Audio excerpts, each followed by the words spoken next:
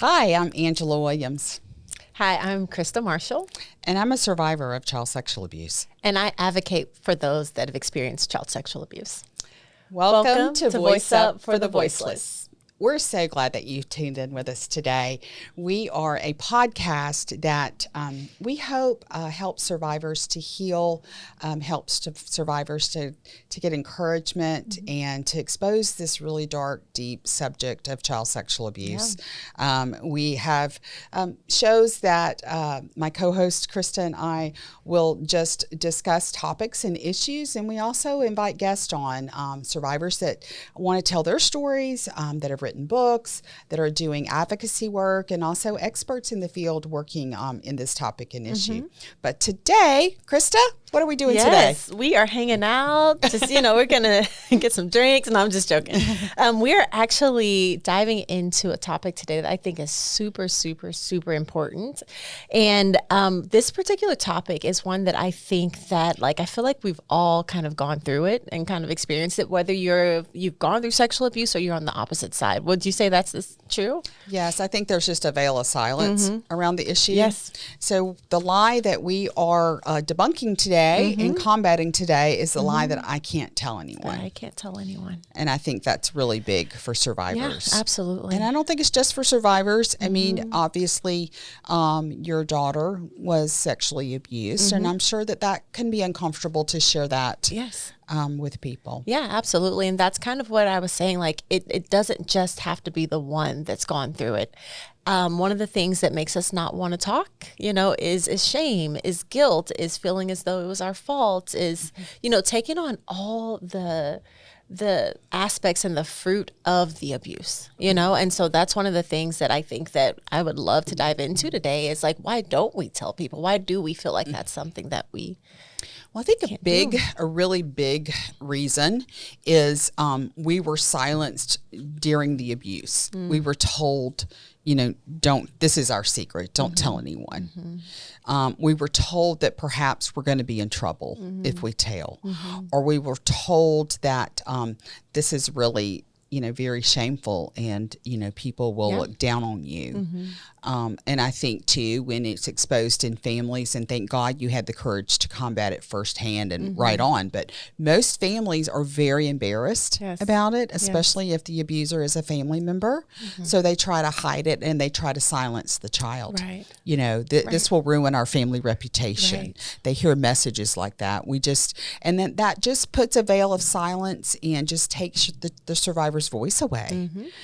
And I think that there's so much silence around this issue, and it's so stigmatized and it's so taboo. And hopefully what we're doing on this show can help battle that, can help break down some of that fear around the subject and around the topic. But I truly think that survivors are conditioned not to tell. I think it's a societal. I don't think it's a one-off. I think it's very societal that we just don't talk about this issue. And we don't talk about sex in general in a healthy way. Right. Absolutely. We want to have one talk at puberty with children about sex and sexual abuse, and when those conversations need to start really young and layer those conversations. Absolutely. And I just, like you said before, it's just time to take the veil off of what's been happening in the dark. It's not that it's happening all of a sudden now at this time. It has happened over the course of just the existence period, sexual abuse and all of this stuff. And I just think that so it's just time why can't we just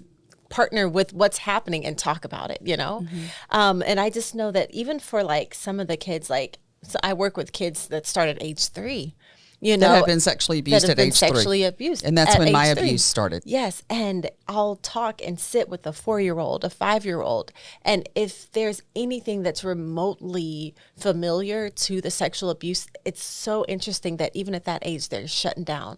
They're not moving. They're not talking. They want to divert. They want to distract. They want to all of a sudden start jumping around and playing again we weren't just talking about it. So I know that there's something even innately outside of what society says that puts it into a person that's been sexually abused to say, hey, this isn't something that you want to revisit. And one of those things I think is fear. Another one, again, is shame and guilt. We see that consistently, even at the age of 3 and 4. Well, do you think there's an element, too, that survivors are silenced because they want to protect their abuser? Oh, absolutely. Absolutely. Absolutely. Absolutely. Even the fact, and I know this might seem a little bit vulgar, but it doesn't always hurt. Sometimes it feels good, No. so then you don't want to speak about that either. There's just so many aspects, but that's why we're having this conversation, to debunk the fact that regardless, it's wrong, and let's talk about it, so it's not consistently happening. Because just as there's, things that we want to, act like never happened in our life, we still have to bring light to that so we can heal from it, because there's still elements of healing that has to happen. I say often that that breaking your silence is the beginning of healing. Yes. Shedding light on this dark, horrible, traumatic thing that's happened to you as a child. Yeah. And oftentimes I think we even question our memories of it because it's so horrible. And I know that God has given us a unique defense mechanism to almost put some of those memories in an amnesic barrier. And they come forth when we're ready to deal with them, when we can deal with them, when we have the emotional strength to deal with them. Right. But I know I dealt a lot in my my history of abuse with disassociation. I would just disassociate from what was happening in the moment, and that can become a pattern that you build in life that's not good. Yes, when absolutely. something hurts or something's terrifying, you just disassociate and you go to a different place.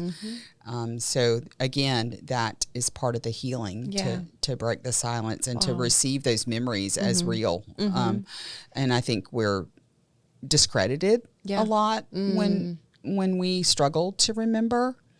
And I do think that many survivors deal with just whole parts of their childhood just blank, just black, like no memories at all. Yes, absolutely. So I want to kind of take that and go into like, what do you do and what did you do? And just kind of taking it to a personal place of the moment that you did tell, if you did choose to tell people, and when it was not received. Whew. Well, I know. I'm sorry, I put you on the spot, but I just know that's some of the reason. I was going to start as an adult, but I really need to go back to when I tried to tell as a child, because I think we need to understand that children don't have the words to tell this. They don't have the words. So I always say that you need to look for a distinct change in behavior. I was so young that I think, and I don't really have this clear memory, but my mother did say that I said some very unusual things at age 3. And that just got a fury in me. Like I was just furious. Why didn't you do something? Why didn't you listen to me? Why didn't you hear me? So I think there was a little Angela at age 3 that I don't even know what I said, but that it was obviously alarming. Right. And then the next time I remember trying to tell someone, I remember in kindergarten, I went to my first day of kindergarten and everybody's laughing and joyful and giggling. And all I can remember is, oh my gosh, I don't fit in here. Like I've done something terrible. I don't, I didn't feel like a little 5-year-old in kindergarten. I just remember distinctly feeling very different than all the other children. And then in 3rd grade, I told my 3rd grade teacher that I had taken a bottle of vitamins, and that because I didn't know it was a pill. I didn't know that vitamins wouldn't kill me. But I told her and it was actually vitamin A, but I had taken a whole bottle of vitamins, and that if I laid my head on my desk and I died that day, that's what I had done. What are you in 3rd grade? 8, 7, 8, 7, 8, 8, 9. Yeah. So I told her that, and she brought my parents in, and their response was that she's just a very dramatic child. She's just looking for attention. Then the next year, when I was in 4th grade, I told my teacher that I had been raped. I didn't even really know what the word meant, but I knew it had to do, with sex. I kind of knew. So there again, they brought my parents in, and my parents said that I had been watching soap operas and I had gotten that word off of soap operas.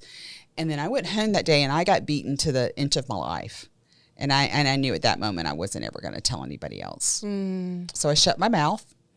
And it wasn't until I was, I think around 15 or 16, I told my best friend in high school. And of course, she was very compassionate. And really said, what can I do to help you? And I'm like, nothing. We can't tell anybody. So I made her carry the secret with me, which, for a 15-year-old, it was pretty heavy. And then when I told the secret, it was after a suicide attempt, a very serious suicide attempt. And I wound up at my best friend's house. Her father was a very powerful attorney. He believed me. He got my emancipation that day, but I had to face my mom with that disclosure. And that was met with complete denial. Complete denial. Complete, you're lying. Yeah. You want to destroy my life. Wow. And so again, I kind of shut it up. I pushed it down, and I say pain buried alive never dies. So I thought I could bury it. I thought I could just go on with life and just make my way in the world. And I remember this so vividly. I was with a group of women, and I just said I don't know where it came from. It was a real estate function. I was riding with someone, and I said I had been sexually abused as a child, and everybody in the car gasped. So that was the response. It was just like, and I just said, and then it was a long time ago, and it wasn't a big deal. Yeah, because you diminished it. You played it down. You didn't want that response. The gasp just took, they were getting it shut my voice down. It's like nobody wanted to hear it. Shame immediately popped up. Yes. So I say all that to say this. I was in therapy, and they wanted me to start journaling and writing. And so I began to break my silence in writing. And before I knew it, I had a book. And then I was faced with this decision of, do I break my silence publicly? Yeah. And then all along, I tried to tell my husband in the beginning. I told him nothing. It wasn't really till after I was married that I started kind of unpacking how bad the trauma was. Yeah. Because like, you he knew a little bit. Like he knew it was. I had a dysfunctional family, and he knew it was really bad. And I think I did tell him before I was married. But when you say I've been sexually abused, is different than when you really start telling. Yes.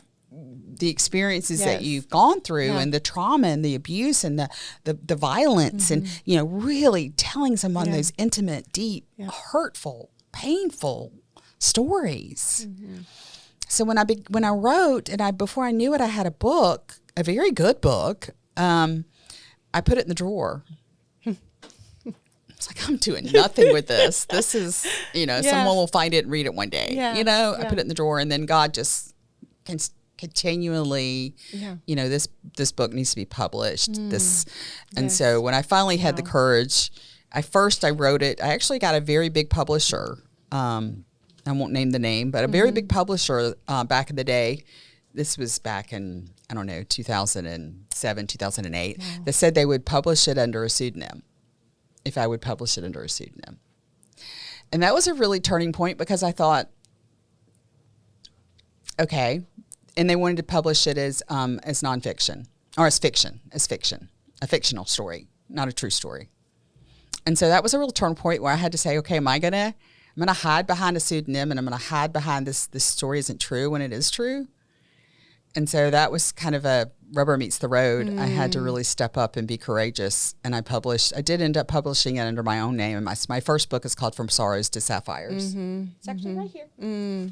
So this was my first book. Wow. Yep. And I bled on these pages, like bled. Yeah. It is very raw. It's not vulgar. It's not graphic, but it's very raw. And that started my ministry. Wow. As I published it, and women read it, men read it, they would reach out to me. And that's where I really saw the huge need for survivors to have someone to be a voice. Right. Because they're terrified. Right. And I ministered to 80-year-olds that had never told anyone, 70-year-old, and that were hiding behind that shame and that silence. And I do think that the silence is a prison of pain. Absolutely. So that's a very long answer for your question. No, I appreciate it. And I think that, I remember when I first met you, you gave me your book. Okay. And I remember sitting and I was reading it and reading it and reading it. I did not stop reading that book. And I was in the midst of going through everything with my child when I met with you. And I remember reading it, and I didn't know it from the perspective of a person that had been sexually abused, but I knew it from the perspective of there is so much more after this. You know, and that's one of the reasons why I was so okay and gung-ho with fighting for my child and making sure that others are going to be set free and making sure that I could walk through other families that were going through the exact same process that I went through, because your book showed there's so much more after this. Like, this is not the end. So it is a happily ever after story. Is. It is a love story It of me is. meeting my husband. It is a story of me becoming a mother and how I mother my children. And but the little girl in the beginning, the little girl gets to have a voice, and she gets to tell the story, and she takes you into those moments of abuse, and you get to see what those moments look like, and the fear and the terror and the angst and the hiding and the trying to be okay and trying to be normal. And so it takes you through all that. But in a nutshell, I just want to encourage you, if you've never told anybody, or you're walking around with this feeling where no one is going to believe me, I can't tell anyone, please find a safe person to tell. Yes. Whether it's a counselor, a friend, a family member, you can call me and tell me. Yeah. I've taken plenty of disclosures. Yeah. I'll never forget one night. I run retreats for survivors of child sexual abuse. I was going to say ran, but I'm thinking about doing another retreat. I know. Yeah. I don't know what to say. I really feel like there's a huge need for it. They're just hard. It's hard work. But I stayed up all night long. I didn't sleep a wink, and allowed a survivor of child sexual abuse had never been able to break her silence. And she sat with me that night, and we sat and we cried, and she recounted 36 abusers in her life, 36 instances, 36 times, to the point where it had just, I say, when you keep that secret, it's like trying to hold a beach ball underwater all the time. And she was able to kind of let that beach ball pop up out of the water and get all of that out. And she didn't have to carry it anymore. You know, there's more room on the outside than there is on the inside. That's true. That is so and true. we as survivors, it's validating to hear someone say, and if you're so blessed to be able to receive, to be on the receiving side of a disclosure, please approach that with an open heart to say, I believe you, and I'm so sorry that happened to you. And if you're a survivor, I hope you hear my words. I believe you, and I'm so sorry that happened to you. Yes, absolutely. I know that at my organization, a lot of times those Name are your first- organization, because it has great my resources. organization- Yes. it's called Defined with Purpose. And how Defined with do Purpose. our listeners find You can find Defined? it online, definedwithpurpose.com. That would be the quick and easy way. Give us a call, email Krista, Crysta, at What's y'all's handle? Defined with Purpose. At Defined with Purpose on all social media platforms. So that's how you find us.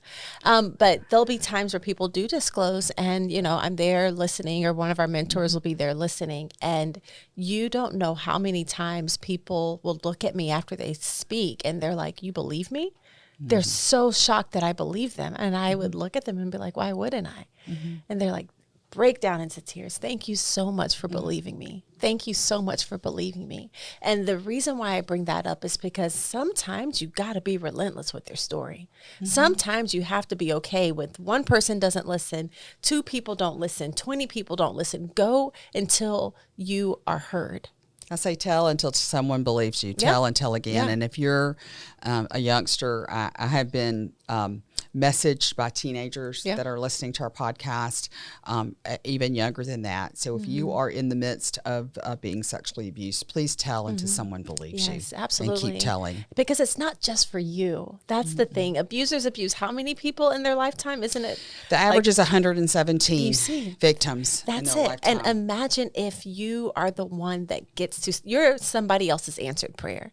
I always say that. You are somebody else's answered prayer. So be okay with releasing the information and be another person's answered prayer.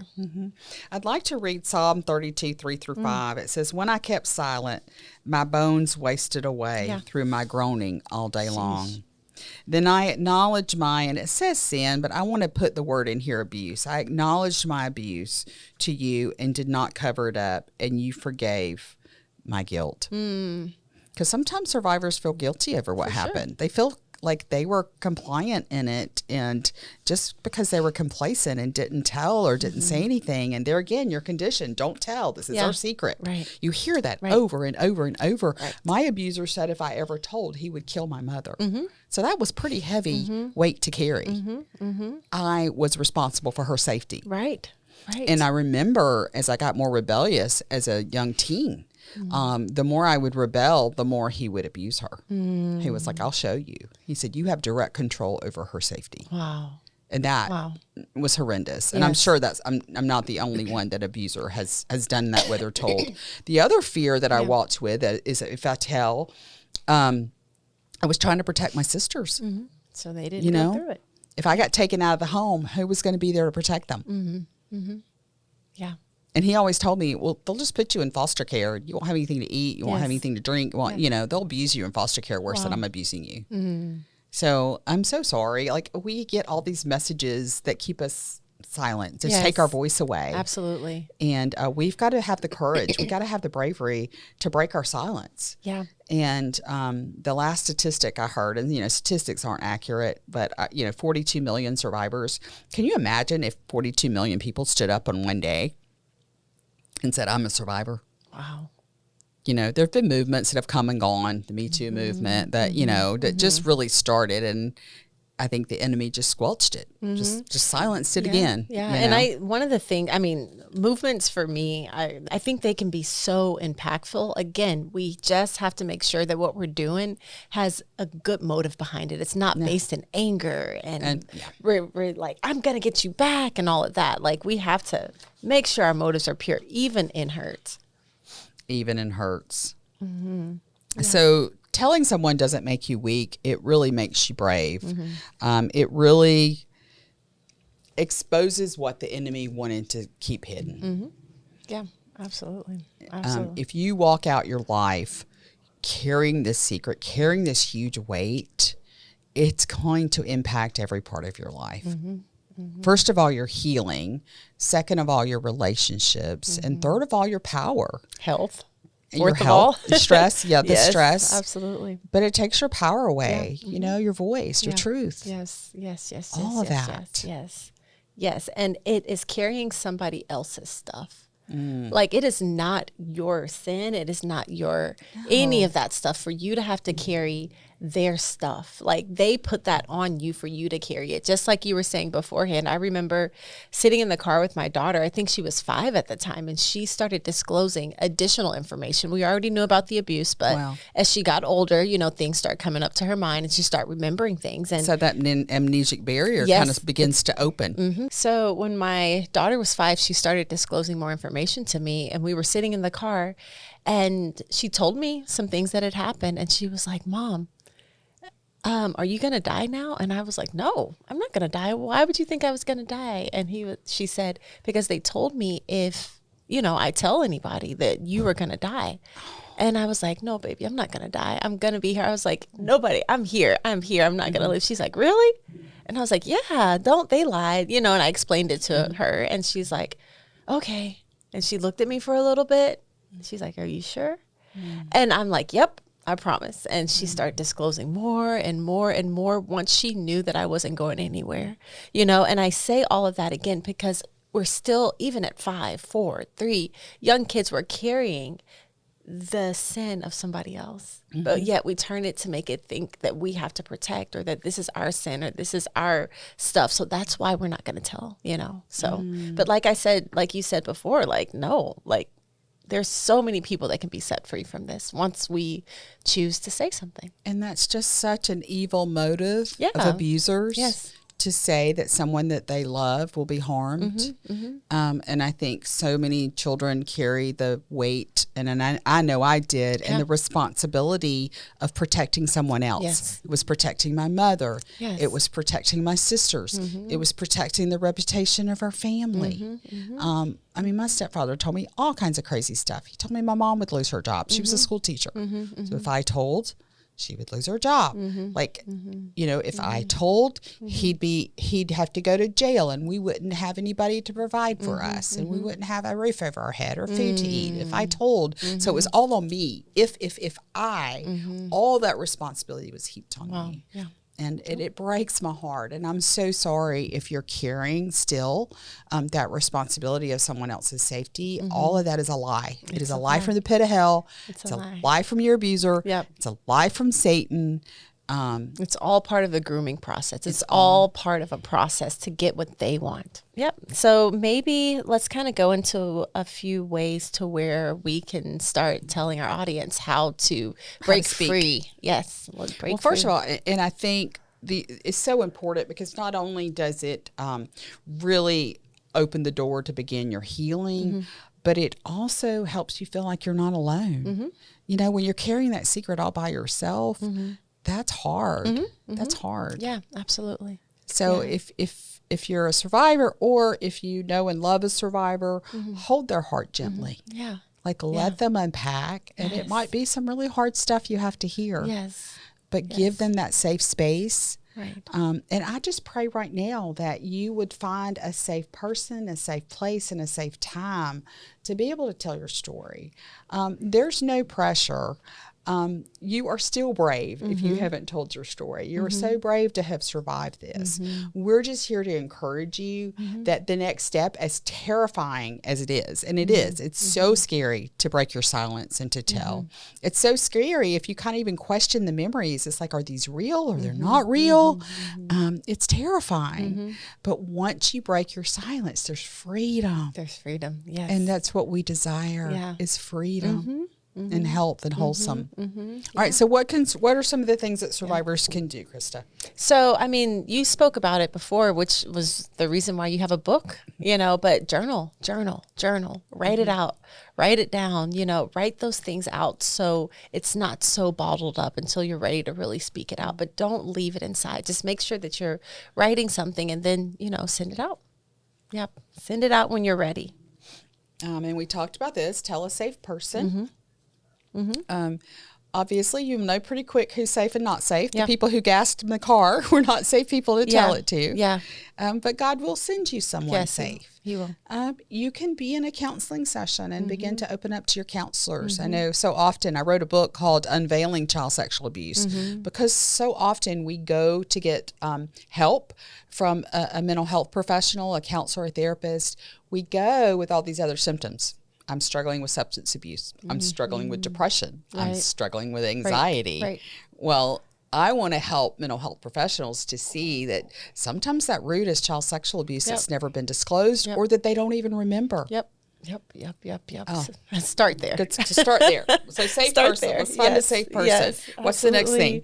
Helplines or survivor groups, you know, just kind of like you were talking about with that safe person. Find a place even outside of, you know, maybe therapy or something. You can find people to talk to or talk about regarding this. There are so many different helplines that you can call, especially if you're in the midst of it now. It's okay to pick up the phone and say, hey, I'm going through this. Help me. I need help. So, and we'll put some in the link, some groups that can help. I don't know if you have a group running right now, but I know after COVID, it's kind of like it was a little bit of a blessing for survivors because more and more people went online. Yes. So there's a lot of Zoom meetings going on that have continued. But Sapria is a great organization that runs retreats. So we'll get some really good resources and put in this episode. Absolutely. Yeah. And then, prayer. You know, just praying to God, just asking God, you know, who is this? What's the safe person? What's the safe time? Just in telling God, you know, this happened to me, God, and I don't know what to do with it. And He will order your steps. I promise you, He will order your steps. Absolutely. And there again, if you are so privileged to hear a testimony, don't be a fixer. There's nothing that can be done to fix this. And that was the real struggle with my husband because he wanted so desperately to fix my pain. He wanted so desperately to fix that past. And what's happened in the past has happened. We can't change it, but we have all the control to step into the future with boldness. Absolutely. Now, if it's a kid, please report it. Please report it. Yes. So I think that in that regard, you are the voice for that person because they felt comfortable enough to tell you. Like for Angela, it was her husband. You know, she was older and she had already walked the process out. If you have a child that does disclose to you, please report it to the proper authorities. That would be DFACS or CPS, the police department. You do have to report that. You are mandated to report that. So, and I would say if you're talking to a child, never say that I won't tell anyone because you're the only safe person they have to tell. And I think too, if you work with children in any capacity in most states, even if it's a volunteer situation, you are a mandated reporter and you can report anonymously. Yes, absolutely. But as laws are changing, they're not where they need to be. But there is a actual fine. You can be fined. In most states, it's $1,000 if you don't report. So I always like to say, why would you do it anonymously when you might need that protection going in the future? That's awesome. That $1,000, I mean, needs to be a lot stricter than that. But so our voice is powerful. Your story matters. We care about you. We love you. We want you to be happy and healthy and walk in peace and joy and just break that lie. I just break that curse over you. Break all the stuff that's been spoken over you. So, Heavenly Father, we just come to you right now and I just lift up the survivors that are listening and that are just really battling and struggling with that decision to break their silence. And God, I ask that you give them courage. I ask that you give them wisdom and discernment. And most of all, God, I ask that they're able to begin to tell their story, to break their silence, and to be able to have a safe person to comfort them, to show them compassion, to hold their heart gently. So, God, we just lift up just this issue, this dark, evil issue, God, and we know that it is your heart for healing. It is your heart to pour out your grace and your mercy on those that are listening to my voice right now. So we just lift all this up in your sweet and precious name of Jesus. So I just felt compelled to pray. Yeah. Prayer changes things. Yeah, absolutely. You know? Yes, for sure. Well, it has been an honor and so fun to have you as my co-host. Yes, and to bring hope to such a heavy topic. Yeah, that makes it say, you know what? Okay, we're doing the right thing. You know, there's so much more after this. Absolutely. So, Absolutely. Yep. So thank you so much for tuning in with us today. If you know someone that this podcast, this episode, especially on the lie that I can't tell anyone and that needs to break their silence, would you please share it with them? Just share it in your community because people need to understand the issue of child sexual abuse on a deeper level. We're so grateful for you. Please comment, please share. If you'd like to be a guest on our show, you can go to voiceupforthevoiceless.com and you can scroll to the bottom of the page.